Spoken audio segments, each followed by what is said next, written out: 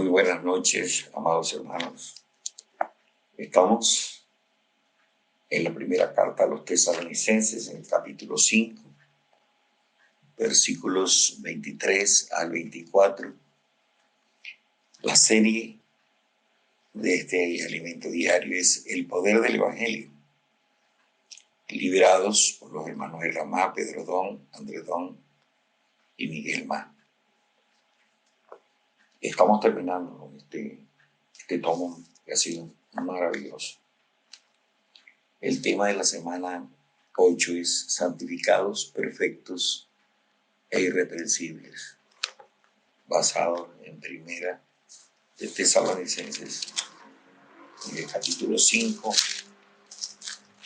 versículos 23 y 24, que procedemos a leer inmediatamente. Abra su Biblia juntamente con nosotros. Dice: y el mismo Dios de paz os santifique por completo, y todo vuestro ser espiritual y cuerpo sea guardado irreprensible para la venida de nuestro Señor Jesucristo. Fiel es el que os llama, el cual también lo hará. Como los hermanos recuerdan, el tema general de esta serie, de este semestre, es Dios nos llama para su reino y gloria. Eso es bien importante.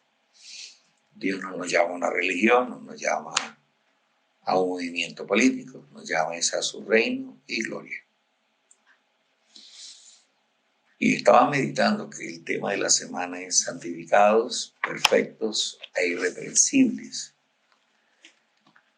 Y lo primero que se me ocurrió fue pensar, ¿qué significan esas palabras? Entonces, santificado significa ser separado para Dios de todo lo común. Solo Dios es santo. Él es único. Aún en la palabra se ve que los ángeles dicen sin cesar delante del trono: santo, santo, santo. Nuestro Dios es uno, pero también es tres. El Padre es santo, el Hijo es santo y el Espíritu también es santo. No hay más, sino solo Dios. Y la palabra perfectos se refiere a que su obra de santificación es de excelente calidad. Hay cosas que se hacen con cierto grado de pureza. Por ejemplo, se dice antibacterial, que mata el 90% de las bacterias. O sea que no es perfecto. Pero la obra que Dios hace de santificación es de excelente calidad. No tiene reparos, no hay que cuestionar esa obra. Es una obra maestra. Y la palabra irreprensible significa que alcanza a cumplir las exigencias de Dios para poder ser aprobados para heredar su reino de justicia. Esas tres palabras nos van a dar mucha ayuda para comprender el mensaje de la semana. Ahora vamos a hacer un poco de contexto histórico y cultural de el tiempo en que Pablo llegó a Tesalónica. Recordemos que en el capítulo 17 de Hechos está ese relato. Pero lo que encontró Pablo ahí es la herencia que viene desde la caída de Adán. Como sabemos, Dios fue aquel que hizo un plan antes de la fundación del mundo, que él estaba feliz, pero en Proverbios 8 dice que sus delicias están con los hijos de los hombres. Había una unidad, una comunión perfecta entre el Dios triuno, el Padre, el Hijo y el Espíritu Santo. El Padre es quien idea todo este plan de crear el universo. Y el Hijo, como la sabiduría, es el ejecutor. Pero Dios quería tener un ser creado que pudiera ser el objeto de su amor. Y ese ser es el hombre. Por eso, en el huerto, en Edén, cuando Dios colocó al hombre y a la mujer, Dios estaba feliz porque tenía con quien tener comunión, a quien amar. Y es la gran desgracia del universo fue cuando Adán y Eva pecaron, se desconectaron de Dios, rompieron la comunión y fuimos echados del huerto. Y ahí Dios colocó un querubín en el capítulo 3, versículo 24, con una espada en la mano, con fuego, para impedir que entráramos.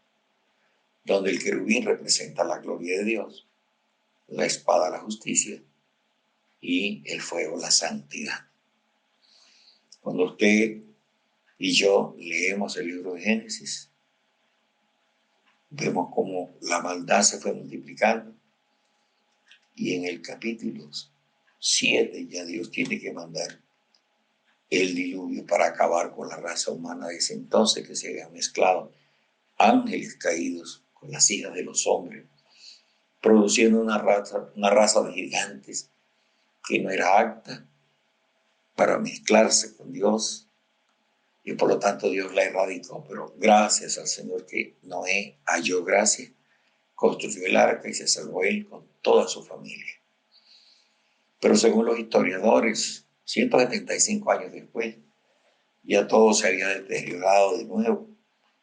Y en el capítulo 10 de Génesis surge el primer dictador, que se llamó Nimrod, y él comienza a fundar varias ciudades, entre ellas Babel y Asiria, que curiosamente Babel llegó a ser Babilonia, el pueblo que esclavizó al reino del sur, que es Judá, y Asiria esclavizó al reino del norte de las 10 tribus, cuando la capital era Samaria para ellos. Encontramos entonces que ahí con Nimrod surge un sistema que hasta el día de hoy existe, basado en el poder, la política, pero también basado en la religión, la idolatría. Y cuando nosotros vemos a través de la historia y a través de la Biblia, esas dos líneas, esas dos herramientas el enemigo ha utilizado para alejar al hombre de Dios.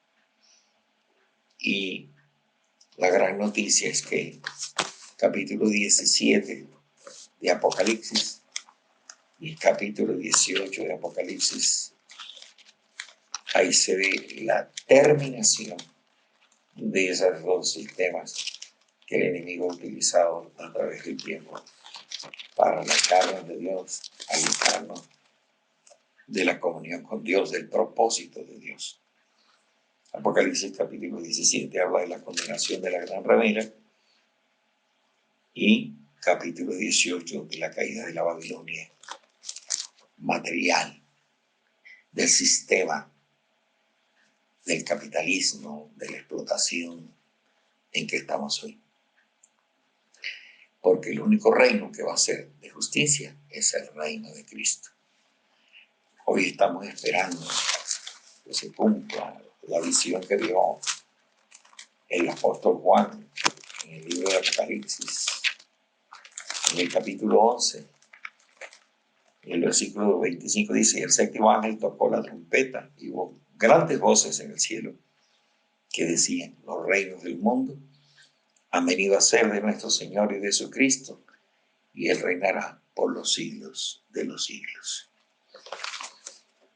Entonces, cuando Pablo fue enviado por el Espíritu Santo en su segundo viaje, él entró con Silas, con Timoteo, a Europa, como sabemos, capítulo 16 de Hechos, estuvo en Filipos poco tiempo. Aún ahí estuvo preso y el Señor lo salvó de la cárcel mediante un terremoto. Capítulo 17 llegó a Tesalónica y ahí en Tesalónica encuentran los mismos enemigos de siempre, ¿no? La política romana, que no aceptaba que Jesucristo fuera rey porque el emperador decía que solo él era rey. también encontró la religión griega que tenía en el monte Olimpo la sede de una cantidad de dioses, semidioses, héroes, ninfas. Eso hacía parte de la cultura de los griegos. Y fue tan fuerte que inclusive a pesar de que el Imperio Romano llegaba e imponía la parte política, en la parte religiosa seguía imperando la cultura griega. Pablo llega ahí y predica el Evangelio, ese Evangelio que ya él vivía, el poder del Evangelio había transformado su vida. Y ahí se convierte en un grupo de hermanos y hermanas, gentiles de alta posición, algunos, y algunos judíos. O sea que estaban los judíos también, que eran el pueblo de Dios y que curiosamente no aceptaron a nuestro Señor Jesucristo. Inclusive, muchos de ellos también su influencia, seguramente tenían poder económico, se oponían al Evangelio que predicaba Cristo como el Mesías. Y es así como en capítulo 2 de 1 Tesalonicenses, versículos 14 al 16, hace mención de los judíos, porque vosotros, hermanos, vinisteis a ser imitadores de las iglesias de Dios en Cristo Jesús que están en Judea, pues habéis padecido de los de vuestra propia nación las mismas cosas que ellas padecieron de los judíos, los cuales mataron al Señor Jesús y a sus propios profetas, y a nosotros nos expulsaron y no agradan a Dios y se oponen a todos los hombres, impidiéndonos hablar a los gentiles para que éstos se salven, y así colman ellos siempre la medida de sus pecados, pues vino sobre ellos la ira hasta el extremo. Curiosa esta situación en que ellos tenían el hablar de los profetas del Antiguo Testamento y no tuvieron la revelación. Por eso damos gracias al Señor por su Espíritu que nos está revelando todos estos misterios en los cuales nosotros estamos ahora siendo sumergidos a través de la palabra profética. Ahora, como hemos dicho, Dios nos llama para su reino y gloria. 1 Tesalonicenses 2:12, eso es lo que dice. Y ese es el tema central de este semestre que estamos concluyendo. Y en Hechos capítulo 13, versículo 33, dice que en su resurrección Jesús fue hecho el primogénito. Él es el primogénito desde el punto de vista de la humanidad. Desde el punto de vista de la deidad, Él siempre fue el unigénito Hijo de Dios. Pero cuando se encarnó, procedente de la resurrección, hay un hecho interesante, es que ahora hay el primogénito. Y dice, yo te he engendrado hoy.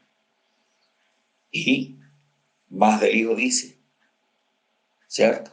Entonces, en Romanos capítulo 8, dice que Él es el primogénito entre muchos hermanos. Y ahora vemos también en Efesios capítulo 1, del 22 al 23, cómo ese hombre Jesús fue ascendido, fue entronado y fue colocado se le dio un nombre que es sobre todo nombre, está por encima de todo principado y autoridad, poder y señorío, versículo 21 del capítulo 1 de Efesios, y sobre todo nombre que se nombra no solo en este siglo, sino también en el venidero, y sometió todas las cosas bajo sus pies y lo dio por cabeza sobre todas las cosas a la iglesia, la cual es su cuerpo, la plenitud de aquel que todo lo llena en todo. Ahora hay un hombre en la gloria. Él es el camino, la verdad y la vida.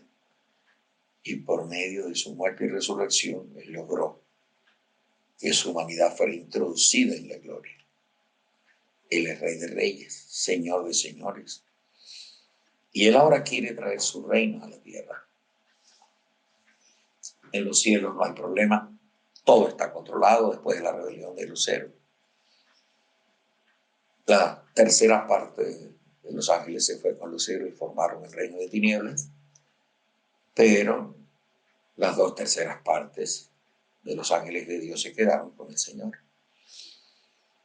Y ahora el problema está en la tierra. Por eso el Padre nuestro dice: venga a nosotros tu reino y hágase tu voluntad, aquí en la tierra como en los cielos.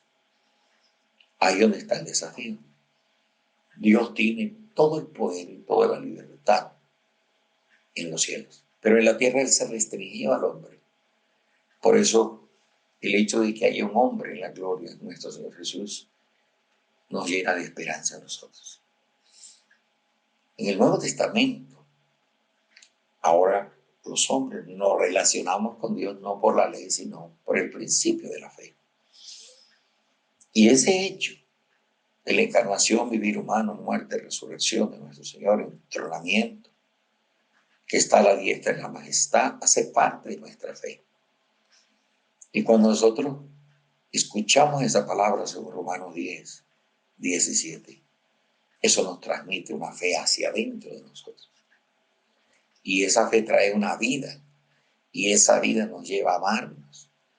Y ese vivir de iglesia, vamos recibiendo más palabras, más vida, y como consecuencia nos vamos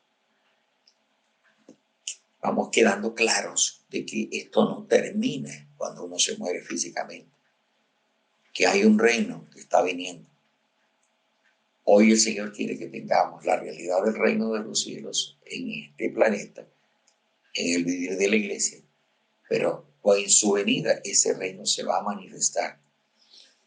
Y nosotros, los que perseveremos y amemos su venida, seremos transformados y nuestros cuerpos serán diferentes a los que tendrán las naciones, porque habrá personas en esa época que la Biblia muestra que son personas que ayudaron a los creyentes derrotados en la gran tribulación, les dieron comida, ropa, y entrarán ahí bajo la autoridad de los vencedores.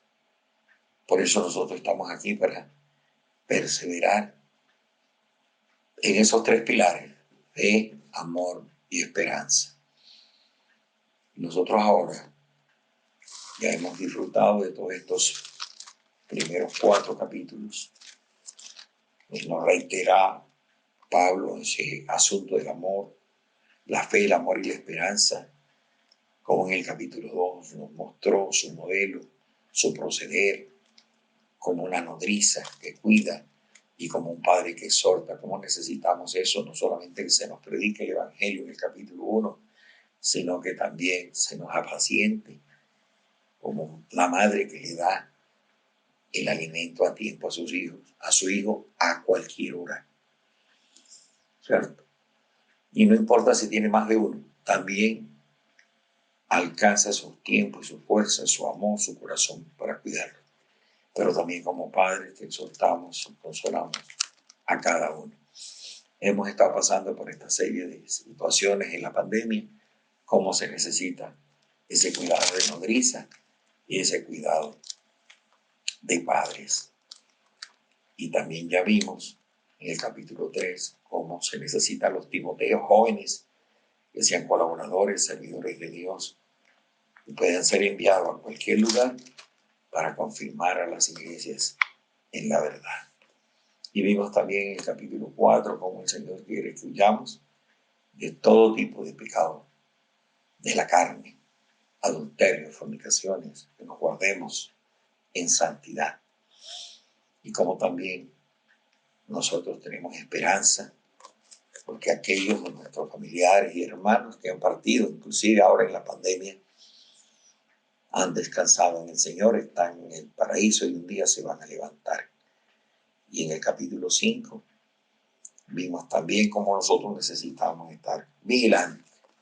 Los judíos se durmieron, el reino de las tinieblas cegaron sus ojos espirituales, pero nosotros hoy tenemos la luz del Evangelio, la revelación del Espíritu, la palabra profética que nos guía y nos conduce a toda verdad.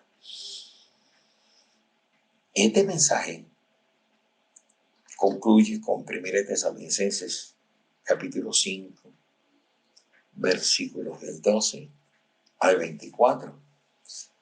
Pero para esta primera parte, aparte de ese contexto que hemos hablado, que queremos tocar de manera resumida, y el domingo, si el Señor nos permite, tendremos más algunas de estas aplicaciones que podemos hacer. Como ya vimos, entonces el hombre se reveló. Estamos en ese sistema rebelde que heredamos de Nimrod. Pero ahora el Señor Jesús es la cabeza. Eso ya lo vemos en Efesios 1, 22 al 23, como lo hemos leído. Pero ahora en 1 Corintios 12, 28, Él como la cabeza designa en la Iglesia Universal, que es un aspecto bien importante, dice que designó primeramente apóstoles. Y en Efesios capítulo 4, 11 en adelante, dice que Él constituyó apóstoles, profetas, evangelistas, pastores y maestros para perfeccionar a los santos, para la obra del ministerio, para la edificación del cuerpo de Cristo. La iglesia ya fue producida por medio de la muerte y la resurrección de Cristo, pero ahora estamos en el proceso de la edificación. Y Jesús dijo que sobre esta roca edificaré mi iglesia y las puertas del Hades no prevalecerán contra ella. Entonces el reino, la autoridad palabreja, el reino de las tinieblas que lidera Satanás, el príncipe de este mundo, hoy hay una manera de cómo poder ser libre de eso, y es sujetarnos a la autoridad de Cristo. Pero Cristo esencialmente está en el trono, como hemos aprendido. Su espíritu está aquí. Y Él ahora ha delegado a hombres de Dios, a ministros del nuevo pacto, esa autoridad para que lo representen en la iglesia. Y es así como también vemos que a nivel local, o sea, la iglesia en su aspecto local también debe tener esa expresión de la realidad del reino de los cielos. Y es por eso que los apóstoles, cuando se dieron a predicar, designaron los ancianos. Y en Hechos capítulo 14, nosotros vemos en el versículo 23, cuando Pablo y Bernabé volvieron a visitar las iglesias, constituyeron ancianos.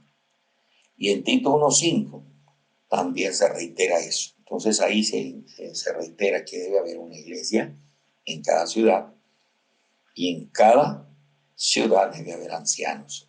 Deben ser por lo menos 2, de ahí en adelante, dependiendo del tamaño de la iglesia. Y Pablo reiteró mucho, y eso lo vamos a ver en este semestre, en 1 Timoteo capítulo 3, algunas de las funciones de los ancianos. Pero para esta semana, el capítulo que se toca es primera de Pedro, capítulo 5, ¿cierto? Y todo esto está basado en lo que ya señalamos en 1 Tesalonicenses, capítulo 5, versículos, por ejemplo, 12 y 13, dice: os rogamos, hermanos, que reconozcáis a los que trabajan entre vosotros y os presiden en el Señor y os amonestan, y que los tengáis en mucha estima y amor por causa de su obra. Pero lo primero es que cuando hay esa función de anciano o también de obispo, anciano es la persona, o sea, es más maduro con respecto a los demás, y obispo es aquel que sobrevé, está mirando por dónde el Espíritu está queriendo llevar la iglesia, cuáles son las dificultades que hay, y comienza a ajustar ese asunto, a mostrar el camino por donde Dios quiere llevar a la iglesia en la ciudad donde vive, y que esté en armonía con lo que Dios está haciendo en la tierra, en todas las iglesias y en todo el mundo. Esa revelación que se obtiene por la palabra fundamental, que es nuestra fe, que es algo fijo. En eso nosotros creemos. Y en segundo lugar, por la palabra profética, que nos va dando dirección. Y el énfasis en 1 Pedro capítulo 3 es que, capítulo 5, es que Él ruega a los ancianos que están entre nosotros. Pedro también era anciano en Jerusalén y apóstol cuando salía, y fue testigo de los padecimientos de Cristo, que también que soy también participante de la gloria que será revelada. Y él dice, apacentad la grey de Dios, no del anciano, sino de Dios. Y esa grey está entre nosotros y hay que cuidar de ella, no por fuerza, no por obligación, sino voluntariamente, no por ganancia deshonesta, sino con ánimo pronto, y no como teniendo señorío sobre los que están a vuestro cuidado, sino siendo ejemplo de la grey. Por eso, no es una posición, es sobre todo una función de mucha responsabilidad, y hay que orar por los ancianos. Sabemos que están en el primer frente de batalla, con muchas luchas, muchas dificultades, como todos los seres humanos, y llevar la responsabilidad de todas las iglesias, de todos los miembros de la iglesia. De tal manera de que no es fácil llevar una responsabilidad. Hay distintos tipos de personas, familias, edades, situaciones, aquí y allá. Pero damos gracias al Señor porque el Espíritu está 7 veces intensificado, tenemos la palabra profética y podemos ahora ir avanzando en medio de todo este mundo de tinieblas. Como sabemos, el misterio de iniquidad se está intensificando. Pero también ahí la palabra muestra que necesitamos sujetarnos a ellos, necesitamos amarlos, como dice 1 Tesalonicenses, respetarlos, porque es una función, hermano, bastante de exigencia, de mucha exigencia, de orar, no solamente en las reuniones, sino fuera de las reuniones, de día y de noche, como dice Pablo, con gran insistencia. Y necesitamos reconocerlos, porque ellos trabajan entre nosotros, ellos nos presiden, ¿no? El Señor les delegó autoridad, e inclusive los ha puesto para que nos amoneste, nos corrija, nos exhorte, nos perfeccione. Y como dice el libro de los Proverbios, corrige al sabio y te amará. Entonces necesitamos amarlo porque es en nuestro favor. Nos están ayudando para que cuando venga el tribunal de Cristo seamos aprobados, podamos crecer, madurar, tener obra, aún amar la venida del Señor. Oramos por ellos para que puedan ser el modelo en espíritu, palabra, conducta. Oramos por sus esposas, oramos por sus hijos, oramos por sus necesidades, oramos por su ministerio. Y que el Señor los siga bendiciendo, que puedan ser, como dice primera del libro de los Hebreos, capítulo 13, un ejemplo para nosotros, al cual nosotros ahora, ¿cierto?, nos sujetamos, les obedecemos, como dice ahí, obedeced a vuestros pastores y sujetados a ellos, porque ellos velan por vuestras almas como quienes han de dar cuenta, para que lo hagan con alegría y no quejándose, porque esto no os es provechoso. Entonces, amados hermanos, necesitamos ver que Cristo es la autoridad, pero en la iglesia hay autoridad delegada y nosotros nos sujetamos a esa autoridad. Al principio no sabíamos, pero poco a poco hemos ido aprendiendo, y lo que hemos experimentado es que mientras más nos sujetamos, más bendición de Dios tenemos. Porque aún Pedro dice que Dios resiste a los soberbios y da gracia a los humildes. Que el Señor siga tocando nuestros corazones y que podamos aprender estos principios. Hermano, esto sencillamente es el camino práctico para que nosotros podamos estar encabezados en Cristo y podamos recibir todas las bendiciones que el Padre colocó en Cristo para nosotros. Que el Señor nos siga alumbrando, que nuestro corazón pueda estar sensible a esta palabra, porque el Señor quiere hacer de usted y de mí un vencedor. Jesús es el Señor.